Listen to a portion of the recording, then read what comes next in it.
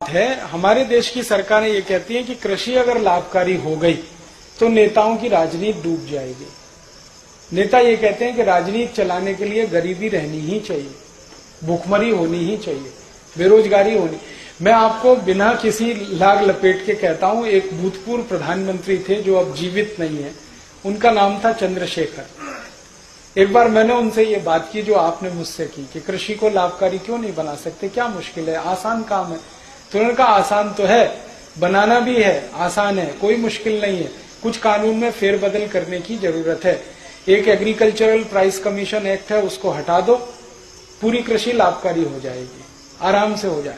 फिर मैंने कहा क्या मुश्किल है? उन्होंने कहा हमें मुश्किल एक ही है कि अगर ये लाभकारी मूल्य में आ गए सारे किसान तो इनकी गरीबी खत्म। ये गरीब नहीं रहेंगे तो हमको नहीं पूछेंगे, हमारी राजनीति नहीं चलेगी, हमको माला कौन डालेगा, हमारी जय जयकार कौन करेगा, हमारी जिंदाबाद कौन करेगा, ये तो नहीं करेंगे, क्योंकि ये तो हमारे जैसे हो जाएंगे फिर। इसलिए हम चाहते हैं कि ये गरीब के गरीब ही रहें, इसलिए हम नहीं चाहते कि इनको लाभकारी मूल्य मिले। तो मैंने कहा ये आप कह रहे हैं? उन्होंने कहा ये मैं नहीं कह रहा हूं, सभी प्रधानमंत्री यही कहते हैं, बस अंतर इतना है कि मैं खुल के कह रहा हूं, बाकी पर्दे के पीछे कहते हैं।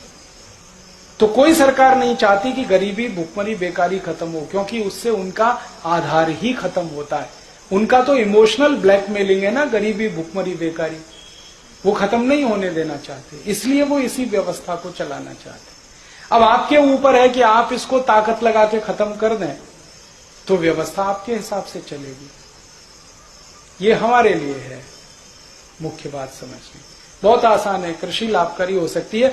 आप सिर्फ इतना कर दो कि जैसे उद्योगपति अपने कोई भी उत्पाद का भाव तय करता है, वैसे किसान अपने हर उत्पाद का भाव खुद तय करेगा, बस बात खत्म हो गई। उसको जो लगता है गेहूं बेचेगा उस भाव में, उसको जो लगता है चावल बेचेगा उस भाव में।